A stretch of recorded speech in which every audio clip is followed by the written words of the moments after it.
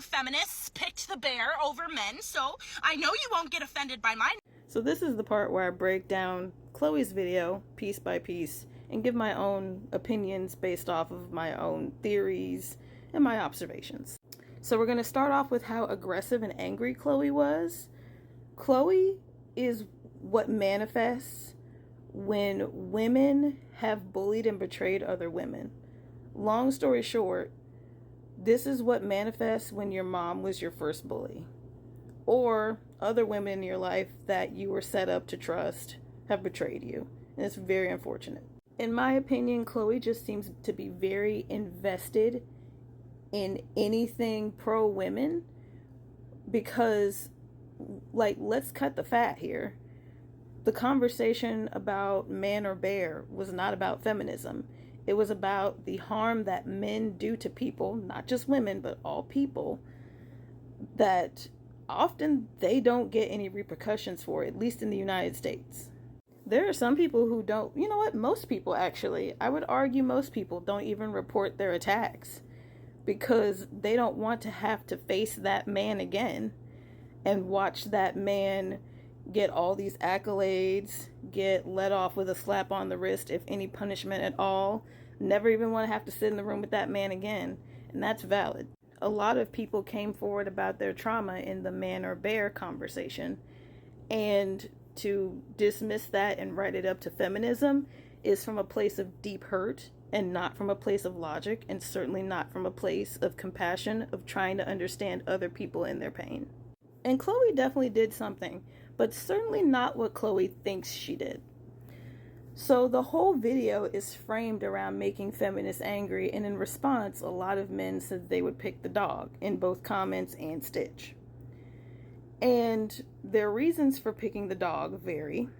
However, let's look at the fact that men are willing to be trapped in the desert for 90 days, whereas the original premise that started this whole conversation was just you just casually being on a hike, and what would you rather encounter?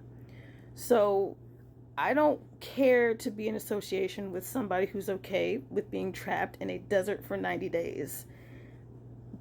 Like, coming from someone who's not all up there, that is even more not all up there than I am. Why would you want to be in a desert for 90 days? Why would you even give this thought experiment your time and energy? And the sum up of the reasons that I'm seeing as to why men would pick a dog is because they don't want to deal with a woman, because a woman has bodily autonomy, a voice, and thoughts, and opinions, and ideas, and can think for herself. They would rather pick a creature that is in some ways dependent on them to live. But, like, don't play dog short, because a dog will leave your ass. But, you know, all in all, it's okay, because the women that picked the bear over the man that you are retaliating against and picking the dog over the woman don't want you anyway. So by all means, pick the dog. Leave women alone. But you're not going to leave women alone because you feel the need to be retaliatory, which is why you're a part of this conversation. While the women have actively left you alone, you feel the need to pester women. And even though there is a huge back and forth of, like, you know, if you've decided to divest from men, why are you still talking to them online? I would argue that women are still talking to men online, whereas they wouldn't talk to them in person, because there is something of a safe distance online. But don't underestimate the power of somebody being able to track your IP address. And you can talk about how men aren't safe, but if you really think that, then you should not be talking to men online either. You should really stop talking to men. And on the other side of that, men need to divest from women. Like, go do your own thing, bro.